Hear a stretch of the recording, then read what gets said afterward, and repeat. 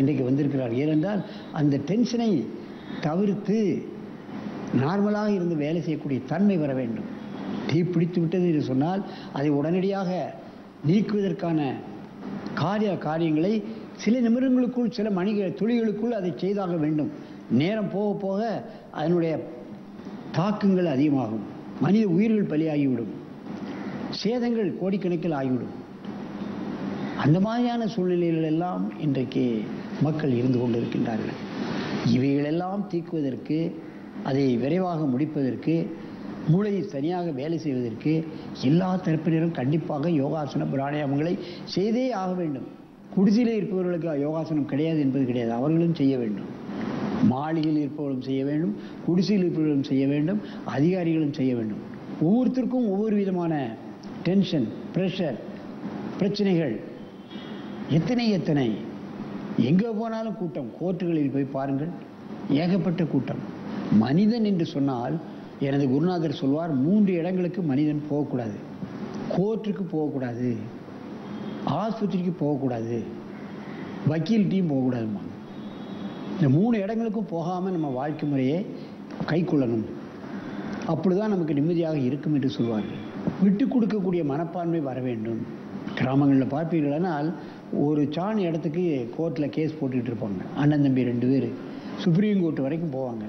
அந்த ஒரு அடி நிலத்துக்காக 20 வருஷமாக வழக்கு போயிட்டே இருக்கும்.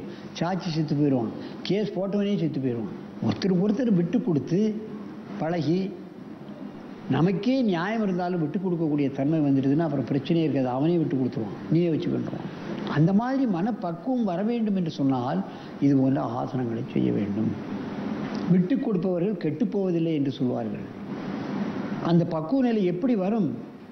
இப்பொழுதெல்லாம் பார்ப்பீர்களான நீனா நானா என்றுதான் பார்ப்பார்களே தவிர விட்டு கொடுக்கக்கூடிய மன நிலை கிடையாது. அப்பொழுதெல்லாம் கிராமங்களிலே கிராம தலைவர் என்று சொல்வார்கள், அவர்கள் சொல்வதை அப்படியே கேட்பார்கள், கோர்ட்டுக்கே போகமாட்டார்கள். சில கிராமங்களில் போலீஸே வரக்கூடாது என்று கூட கட்டுப்பாடு வைத்திருக்கிறார்கள். அவர்களுக்குள் பிரச்சனை இருந்தால் அங்கேயே தீர்த்து கொள்வார்கள். அந்த மனப்பக்குவம் ஆனால் அந்த காலத்தில் இப்போது அப்படி கிடையாது. அதையெல்லாம் பழக்க வேண்டும் என்று சொன்னால் இன்றைக்கு அரசாங்கம் வற்புறுத்துகிறது, நீங்கள் யோக கலையை கிராமங்களுக்கு கொண்டு செல்லுங்கள் என்று சொல்கிறார்கள். அதற்கான திட்டங்களை எல்லாம் மத்திய அரசு வகுத்து கிராமங்களில் பயிற்சி சாலைகளை ஆரம்பித்தால் நிறைய மானியம் தருகிறோம் என்றெல்லாம் சொல்கிறார்கள், கொடுக்கிறார்கள். அதுபோன்று இன்றைக்கு பார்ப்பீர்களான நான் ஏற்கனவே சொல்லியிருக்கின்றேன், வேலம்மாள் பள்ளிக்கூடத்திலிருந்து இன்றைக்கு 2 மாணவர்கள் 2 மாணவிகள் வந்திருக்கிறார்கள். உலக புகழ்பெற்ற கல்வி நிறுவனம். அந்த மாணவர்கள் அங்கே எல்லோருக்கும் யோகாசனம் ஆசிரியர்களை வைத்து, இங்கே பல்கலைக்கழகங்களில் யோகா பயின்றவர்களை வைத்து ஆசனம் கற்றுக் கொடுக்கிறார்கள். இப்பொழுது அவர்கள் அர்த்த மத்தியந்திர ஆசனம், அது மத்தியந்திர முனிவரால் கண்டுபிடிக்கப்பட்ட ஆசனம். டென்ஷனை குறைக்கக்கூடிய, முதுகெலும்பு வளையும் தன்மை வந்துவிட்டால் டென்ஷன் குறைந்துவிடும். முதுகெலும்பு இருக டென்ஷன் அதிகமாயிடும். அந்த முதுகெலும்பை நன்றாக குலைய வைக்கக்கூடிய அற்புதமான அர்த்த மத்தியந்திர ஆசனம், பாதி நிலை முதுகை திருகக்கூடிய ஆசனம் அர்த்த மத்தியந்திர ஆசனம். மத்தியந்திர முனிவரால் கண்டுபிடிக்கப்பட்ட ஆசனம். என் அருமை மாணவர்களே, நீங்கள் பத்மாசனத்தை கலைத்துவிட்டு நீங்கள் இடது பக்கமாக முதலில் திரும்பி இந்த அர்த்த மத்தியந்திர ஆசனத்தை மெதுவாக செய்யுங்கள். பத்மாசனத்தை கலையுங்கள்.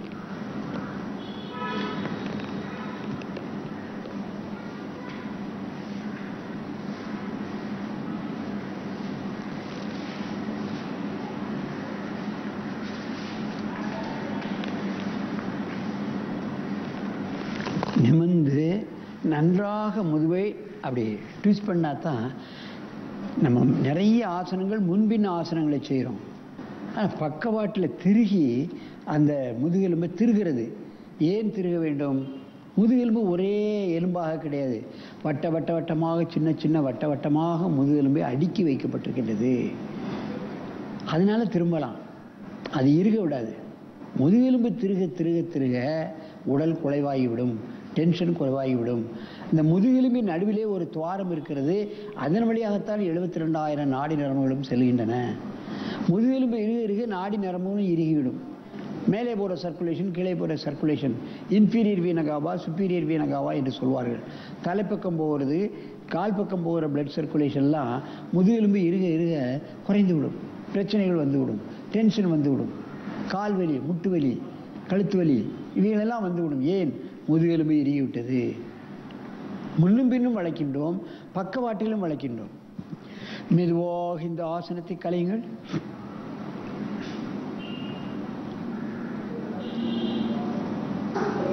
இப்பொழுது நேராக இருந்து வலது பக்கமாக திரும்பி இந்த ஆசனத்தை செய்ய வேண்டும்.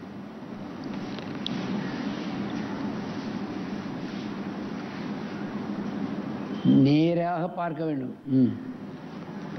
எப்படி போடுகிறான் என்பதை பார்த்து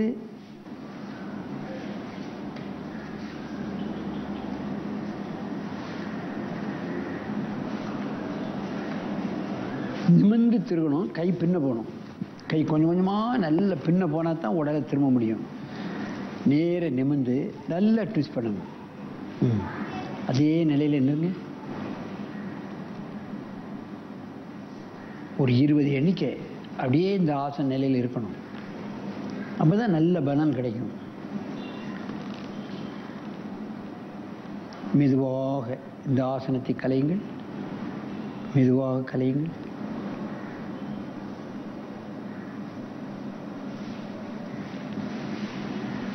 காலை நேராக நீட்டுங்கள். நன்றாக மூச்சு இழுத்துக் கொள்ளுங்கள். நல்ல மூச்சு இழுங்க. இப்பொழுது மீண்டும் இடது பக்கமாக திரும்பி இந்த ஆசனத்தை செய்துங்கள்.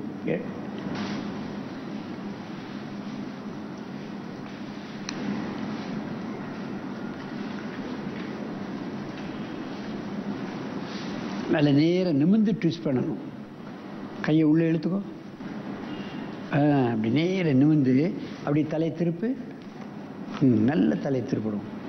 ஸ்பாண்டிலைசிஸ், கழுத்தில் ஏற்படக்கூடிய பிரச்சனைகள், L4 L5 பிரச்சனைகள் நிறைய. ஸ்கூட்டரில் போகிறவங்க, ஆஃபீஸில் உட்கார்ந்து வேலை செய்கிறவர்கள், மணிக்கணக்காக கம்ப்யூட்டரில் இருப்பவர்கள், இன்னும் டிரைவர்கள், உட்கார்ந்து கொண்டே வேலை செய்கிறவர்கள், இவர்களுக்கெல்லாம் இந்த முதுகெலும்பு இறுகிவிடும். இடது பக்கம் வலது பக்கமாக செய்யும் பொழுது முதுகெலும்பு குலைவாகி விட்டதுன்னா அந்த கழுத்தில் ஸ்பாண்டிலைசிஸ் வராது, L4 L5 பிரச்சனை வராது. இவையெல்லாம் மெக்கானிக்கல் டிஃபெக்ட். யோகாசனத்தின் மூலமாகத்தான் செய்ய முடியும். மெதுவாக இந்த ஆசனத்தை கலையுங்கள். காலை நேராக நீட்டுங்கள். நன்றாக மூச்சை இழுத்துக் கொள்ளுங்கள். ஒவ்வொரு ஆசன நிலையிலையும் முடிஞ்ச உடனே 2 மூச்சு இழுக்கணும்.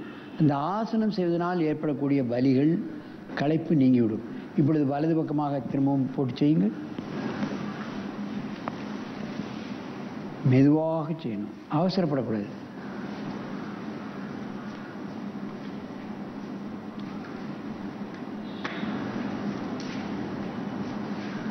முட்டை இறுக்கி பிடித்து கொண்டு உடலை திருகி கையை நன்றாக பின்பக்கமாக கொண்டு போய் தலையை நல்லா நிமிர்ந்து திரும்பணும். தலையை குனியக்கூடாது. நல்ல நிமிர்ந்து தலையை திருகணும்.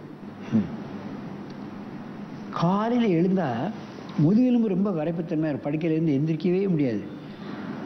இதை எழுந்து 2 பக்கமும் முதுவை அங்கே இங்கே வளைத்து விட்டாலே நமக்கு ஒரு சுறுசுறுப்பு வந்துடும்.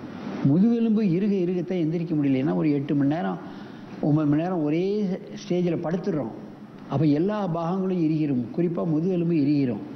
காலையில் எழுந்த உடனே பெட்லேயே இந்த ஆசனத்தை பழகிட்டோம்னா சுறுசுறுப்பு வந்துடுது. ஏன்னா பிளட் சர்க்குலேஷன் தலைக்கும் காலுக்கும் வேகமாக போயிடும். முதுகெலும்பு குலைவாகிறது. அதனால அது இந்த கோட்டை வழியாக போகக்கூடிய 72,000 நாடி நரம்புகளும் ஃப்ளெக்சிபிள் ஆகிடுது. அதைத்தான் நாம் கவனிக்க வேண்டும். மெதுவாக இந்த ஆசனத்தை கலையுங்கள். தெருவிலே போகக்கூடிய நாய் பூனையெல்லாம் பார்த்தா கூட முதுகு அப்படியே வளையும். அந்த சோம்பேறித்தனம் முறிக்கிற மாதிரி கழுதோட பார்த்தீங்கன்னா இந்த சாம்பலில் விழுந்து வளையும். நல்ல மூச்சு இழுங்க. மூச்சு இழுக்கணும். நல்ல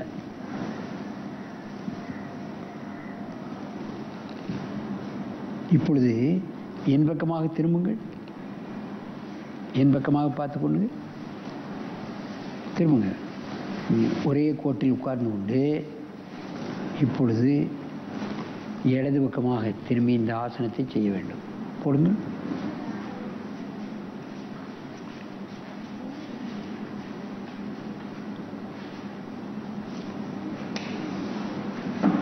நன்றாக திரும்ப வேண்டும்.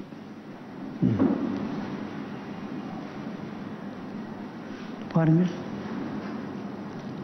பல கோணங்களில் செய்யும் பொழுது அவைகளை பார்த்து நாம் செய்வதற்கு வசதியாக இருக்கும். சில இடங்களில் பயிற்சியாளர் இருக்காது, யோகாசன ஆசிரியர் இருக்க மாட்டாங்க. சும்மா இதை மாதிரியே பார்த்து செய்யலாம். பார்த்து செய்யும்போது நீங்கள் என்ன கவனத்தில் கொள்ள வேண்டும் என்று சொன்னால், அவசரப்பட்டு ஆத்திரப்பட்டு முழு நிலைக்கு நீங்கள் முண்டி அடிக்கக்கூடாது. எந்த அளவு முடியுமோ அந்த அளவு செய்தால் போதுமானது. நல்ல பலன் கிடைத்துவிடும். பயிற்சியாலே இல்லையே, எதை பார்த்து செய்யறது, இந்த நிகழ்ச்சியை பார்த்து நிறைய பேர் யோகாசனம் பழகியிருக்காங்க. அற்புதமாக வந்து செய்து காட்டுகிறார்கள். மெதுவாக கலையுங்கள். காலை நீட்டி நேராக மூச்சு வாங்கிக் கொள்ளுங்கள். அர்த்த மத்தியந்திர ஆசனம். நல்ல மூச்சு விடுங்க. இப்போ இடது பக்கமா போட்டீங்க, இப்போ வலது பக்கமா போடு.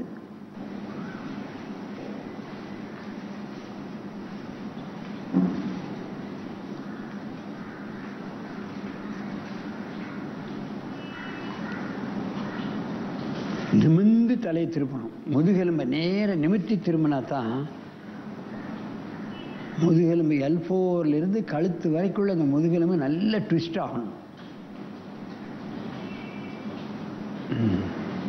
சாதாரண மூச்சில் இருக்கணும். மகிழ்ச்சியாக செய்யணும். மூச்சு பிடிச்சிக்கிட்டோ முகத்தை விகாரமாக வச்சுக்கொண்டோ வச்சுக்கிட்டோ செய்யக்கூடாது. சாதாரண மூச்சில் செய்யணும். மெதுவாக இந்த ஆசனத்தை கலையுங்கள்.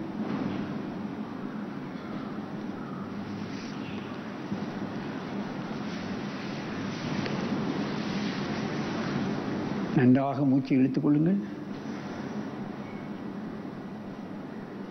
நன்றாக மூச்சை இழுக்க வேண்டும். இப்போ ஒருவருக்கொருவர் நேராக பார்த்து கொண்டு இந்த ஆசனத்தை செய்யணும். நீ அங்கே போ, அங்கே பார்க்க பாரு, நீங்கள் பார்க்க பண்ணுங்க. பக்கவாட்டில் செய்கிறார்கள், நீங்கள் பார்க்க. முதல்ல இடது பக்கம், அப்புறம் வலது பக்கம். முதல்ல இடது பக்கமாக செய்யணும், அப்புறம் வலது பக்கம். முதல்ல லெஃப்ட் சைடு, அப்புறம் ரைட் சைடு. நல்ல திருமணம். பின்பக்கமாக செய்கிறார்கள் என அன்பை நேயர்களே, அவர்கள் எப்படி செய்கிறார்கள் என்பதை பாருங்கள். கை எங்கே வைத்திருக்கிறார்கள், முதுகெலும்பு எந்த அளவுக்கு வளைக்கப்படுகிறது, தலை எப்படி வளைக்கப்படுகிறது என்பதையெல்லாம் பார்க்க வேண்டும். நன்றாக தூக்கம் வரும். இதை மாலையிலே படுக்கப் போவதற்கு முன்னால் கூட இந்த ஆசனத்தை செய்யலாம். முதுகெலும்பினுடைய விரைப்புத்தன்மை குறைந்து விட்டால் படுத்த மாத்திரத்திலேயே நன்றாக தூக்க விடும். டென்ஷன் குறைஞ்சிடும், கோபதாபங்கள் குறைஞ்சிடும். நமது ஏற்படக்கூடிய சோதனைகளை எல்லாம் வெல்லக்கூடிய தன்மை வந்துடும். டென்ஷன் குறைஞ்சாலே அந்த காரியத்தை எப்படி சாதிக்கலாங்கிற ஒரு நல்ல திருப்பம் கிடைத்து விடும். மெதுவாக இந்த ஆசனத்தை கலையுங்க.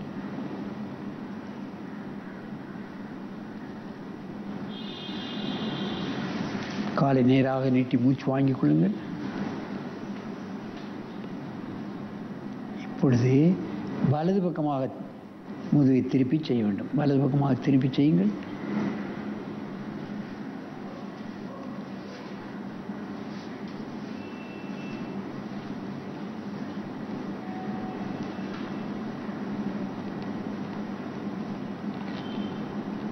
கை எந்த பக்கம் போகுதோ அந்த பக்கம் தான் தலையை திருப்பணும். நல்ல நிமிர்ந்து சாதாரண மூச்சில் முகத்தை கடுமையாக வைக்காமல் புன்சிரிப்போடு இந்த ஆசனத்தை செய்ய வேண்டும். அதுதான் முக்கியம். பெரியவர்களே, வயதானவர்களே, குண்டானவர்களே, இவையெல்லாம் எங்களுக்கு எங்கே வரப்போகிறது என்று நீங்கள் கவலைப்பட தேவையில்லை. முடிந்த அளவு நீங்கள் முதுகெலும்பை திருகினாலே உங்களுக்கு நல்ல பலன் கிடைத்துவிடும். இந்த ஆசனத்தை கலையுங்கள். நேராக வாருங்கள். காலை சேர்த்து வைத்துக்கொண்டு, என் அருமை மாணவர்களே, நீங்கள் இப்பொழுது அப்படியே உட்கார்ந்து கொண்டு காலையெல்லாம் மடக்காமல் கையை மட்டும் வலது கையை இடது பக்கமாக கொண்டு போங்கள். முடியாதவங்க, குண்டானவங்க இப்படி திரும்பினாலே போதும். குண்டா இருக்கிறோமே, பலகீனமாக இருக்கிறோமேங்கிறதுனால இப்படி திரும்பலாம். அப்படியே நேரே வாங்க. இதெல்லாம் ஆரம்ப கட்டமாக செய்யக்கூடிய பெரியவர்கள், முடியாதவர்கள், குண்டானவர்கள், நோயாளிகள். நீ இடது பக்கமாக திரும்புங்க. இப்போ இந்த பக்கம், இந்த வலது பக்கம் திரும்புங்க. அப்படிதான் நல்ல திரும்பணும். இதுலேயும் ட்விஸ்டிங் ஆகுது, ஓரளவு ஆகுது. அதனால் ரொம்ப தடியாக இருக்கிறவங்க, குண்டானவங்க, இடுப்பு பெரிதானவங்க, பலகீனமானவர்கள், பெட்டில் இருப்பவங்களாம் இதெல்லாம் பண்ணால் அந்த நோயினுடைய கொடுமை குறைந்துவிடும். நிச்சயமாக இடுப்பு பெரிதாக இருப்பவர்களுக்கு குறையும். L4 L5 பெரியவர்களுக்கு தான் அந்த பிரச்சனையெல்லாம் வரும். கம்ப்யூட்டரில் வேலை செய்வங்களுக்கு ஸ்பாண்டிலைசிஸ் வந்துடும். கீழே L4 L5 பிரச்சனை வந்துடும், ஸ்கூட்டர் ஓட்டுறவங்களுக்கெல்லாம். இப்படி வலது பக்கம் இடது பக்கம் ஒரு 10 தடவை காலையிலையும் மாலையிலும் பண்ணாலே அந்த பிரச்சனை தீர்ந்துடும். இதெல்லாம் மெக்கானிக்கல் டிஃபெக்ட். முதுகெலும்பு நம்ம இப்படி திரும்புகிறோம், ஃப்ளெக்சிபிலிட்டி வந்துடுது, முதுகெலும்புக்குள்ளே பிளட் சர்க்குலேஷன் இனிமையாயிரும். இப்பொழுது பத்மாசனம் போட்டு உட்காருங்கள். நேராக வந்து பத்மாசனத்தில் அமருங்கள். என் அருமை பெரியோர்களே, தாய்மார்களே, சிறார்களே, யோக விரும்பிகளே, நீங்கள் மாணவர்களுக்கு கற்றுக் கொடுப்பதையும் பெரியவர்களுக்கும் கற்றுக் கொடுக்க வேண்டும். அவர்கள் ஆசனம் செய்ய வேண்டும் என்று விரும்புகிறார்கள். பயிற்சி சாலைக்கு சென்று பயிலுவதற்கு முயற்சி செய்ய வேண்டும். அப்படி முடியாதவர்கள் இந்த நிகழ்ச்சியை பார்த்து நீங்கள் பல்வேறுபட்ட ஆசனங்களை காலையிலும் மாலையிலும் பழகி நீங்கள் என்றும் ஆரோக்கியமாக இனிது நெடிது வாழ வேண்டும் என்று கேட்டு உங்களிடமிருந்து விடைபெறுவது ஆசனம் ஆண்டியப்பன். வணக்கம்.